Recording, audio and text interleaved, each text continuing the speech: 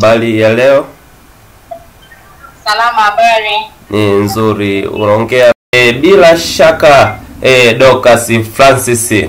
Wewe ni kiongozi wa Chama cha Demokrasia na Maendeleo Chadema. Na sasa kumekuwa na hali ngumu au sitofahamu ya wanachama na viongozi wa Chama cha Demokrasia na Maendeleo Chadema kuondoka au kujivua uongozi na wanachama kwenye chama chenu. Hii inatokana na nini? Kila mtu ana sababu yake na kila binadamu ana utashi wake. Kwa hiyo mimi siwezi nikamsemea mtu. Mtu akiondoka si anasema yeye mwenyewe sababu. So hii ni utashi wa mtu binafsi. Dorcas, tunafahamu wewe ni mwanachama wa Chama cha Demokrasia wa muda mrefu. Haswa unaweza kutambua chanzo kwa nini wanachama wanaondoka kwa wingi na viongozi, hususa ni baada ya kuonekana mmefanya uchaguzi wa viongozi wa kitaifa na kukatokea makundi mawili yenye nguvu ya kikinzana, likiwepo kundi la Team Lissu na kundi la Team Mbowe, na kisa kikubwa kinaelezwa ya kwamba sababu ni kutokuelewana kwa makundi hayo mawili. Je, ni kweli au kwa mtazamo wako unaona si kweli? Mimi siwezi kumsemea mtu ni kweli au si kweli, kwa sababu hilo sio mimi. Unajua, ungemuuliza mtu anayehama kwa nini unahama, ni rahisi zaidi yeye kukupa jibu kuliko mimi kusema kwa niaba ya mtu mwingine. Ukiniuliza mimi ni mwana demokrasia, nitakwambia it's democracy. Hii nchi watu wanaweza kwenda chama chochote cha siasa, kama ambapo amekuja Chadema anaweza kuhamia chama kingine chochote. Kwa hiyo ukiniuliza kwamba ni kwa sababu ya uchaguzi au nini, nimesema ni utashi wa mtu binafsi, na kama mtu anaweza kusema yeye mwenyewe nimeondoka kwa sababu hii na hii hivyo, kwa hiyo ni utashi wa mtu binafsi. Siwezi nikasema kwamba ni kitu ambacho ni jumuishi hivyo. Dorcas, hii inawasili vipi ninyi kama wanachadema kuondokewa na viongozi mbalimbali na wanachama wa chama chenu? Ni hatari, kwa sababu chama chochote cha siasa kinatamani kuwa na watu, kina recruit, kufanya recruitment ya watu, hata kama ni mmoja ni wawili, na si rahisi kuleta watu kwenye chama.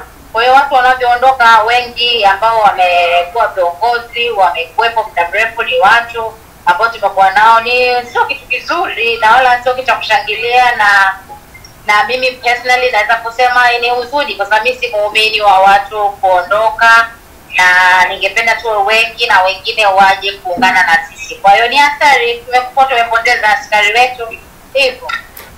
Je, kuna jitihada zozote za ziada ambazo mnazifanya kusitisha watu kuondoka kwenye chama chenu?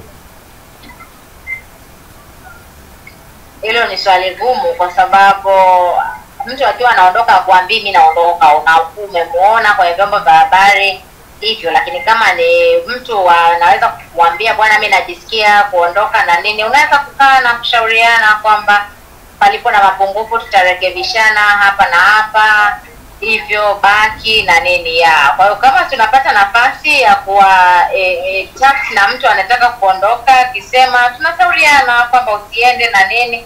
Lakini kama ukiamka unamwona mtu yuko kwenye media anasema anaondoka, basi unakuwa tu umesikia huzuni, lakini sio kitu ambacho tunakifurahia. Sawa. Asante sana Dorcas. Labda kwa kumalizia, ungependa kuambia nini wanachama wa Chama cha Demokrasia na Maendeleo Chadema ambao wanatarajia kuhama kutoka kwenye chama chenu cha Chadema? Sasa namwambia namshauri nini mtu ambaye anatarajia kuhama? Watu wasikilize nafsi zao, lakini kama wanaweza kuachilia na kusamehe na kuendelea kubaki kwenye chama, ningefurahi zaidi. Hivyo basi. Asante sana. Na wale ambao wameshafanya decision yao, nawatakia kila laheri. Okay. Kwa maana hiyo unaamini bado demokrasia ipo kwenye chama chenu?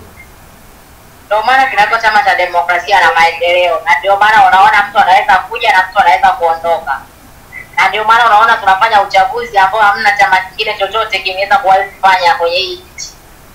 Okay, na imani viongozi wa chama cha demokrasia walisema kwa wakati huu wataenda kwa mwendo wa nginja. Vipi, leo jaribu kufika mahakamani Kisutu ambapo inasikilizwa kesi ya Mheshimiwa Tundu Antipas Lissu, mwenyekiti wa chama chenu?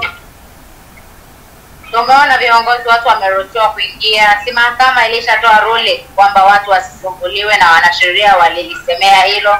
Wao mawakili wa chama na watu walilisemea hilo. Unaona, kwa hiyo watu wameweza kwenda. Na hiyo unajua, na nyinyi watu mna tafsiri tofauti sana, kwamba mnaona mkisema watu wa Chadema kinta, yani kama mnaona ni watu fulani wafujo, yani wakiamka asubuhi yani silaha mkononi. It's not right. Na kama media ina portray watu wa Chadema hivyo, it's very wrong.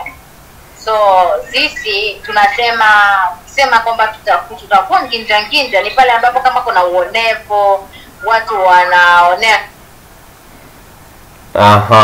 kuangalia dhulma na nini hivyo. Basi sisi ni watu wa kufuata kanuni, sheria na taratibu, na ndio maana nchi mawakili wanafundisha somo zuri sana la uraia. Ni mawakili ambao unaona wanaenda kwenye kesi za kusimamia kesi zote zinazohusu Chadema. Yeah. Okay, asante sana Dorcas Francis, mwanachama na mwanaharakati wa chama cha demokrasia na maendeleo Chadema. Labda tungependa tu kujua kwa sasa nafasi yako ni ipi katika chama chenu? Mimi ni mgombea wa nafasi ya mjumbe wa kamati kuu ya chama.